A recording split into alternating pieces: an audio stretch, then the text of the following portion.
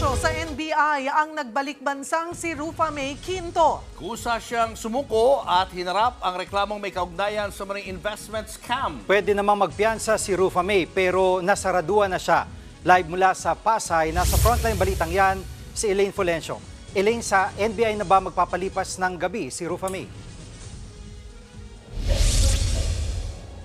Yes, Gigi, mananatili muna sa kustodiya ng NBI ang aktres at komedyanteng si Rufa May Quinto matapos nang sumuko ngayong araw sa NBI. Kanina, inasikaso nila yung kanilang mga kailangang ipasa doon sa Pasay Court para sana maihain yung kanyang bail, pero hindi sila nakapagpasa dahil sinasaraduhan na nga sila ng Pasay Court. Bandang alas 5 ng madaling araw kanina nang umuwi sa bansa ang comedian actress na si Rufa May Quinto. Nanggaling pa siya sa San Francisco, California sa Amerika. Ang sumundo sa kanya ang mga tauhan ng NBI International Airport Division.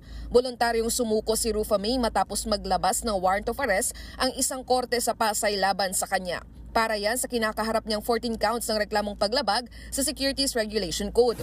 Kaugnay ito sa paghikayat niya umano ng investors para sa kumpanyang Dermacare Beyond Scare Care Solutions. Ayon sa Securities and Exchange Commission, hindi otorisado ang Dermacare na mangalap at mamuhunan dahil hindi umano ito rehistrado at walang license to sell securities. Nilinaw ng kampo ni Rufa May na hindi siya sangkot sa kasong syndicated staffa. Ang kasong kinasangkutan ni Nery Naig Miranda.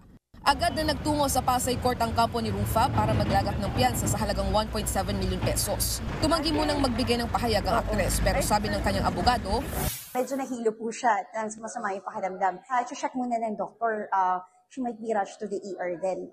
Pero hopefully, hindi na. Siya nag-volunteer, parang sinasabi niya na biktima na naman siya ng maling accusation. Kaya binibigay naman natin sa kanya yung assistance. Bukas nakatakdang humarap sa pagdinig si Rufa May tungkol sa kasong isinampa laban sa kanya.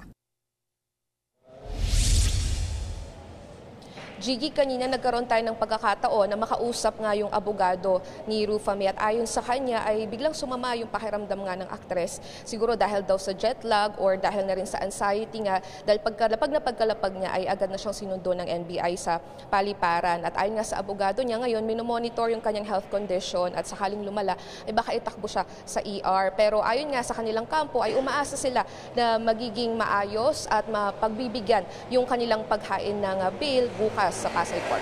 Gigi? Maraming salamat, Elaine Fulencio. Mga kapatid, Cheryl Cosim po, huwag maging huli at maging una sa lahat sa balitaan. Para sa tuloy-tuloy na talakayan sa Frontline, mag-follow at mag-subscribe sa social media pages ng News 5.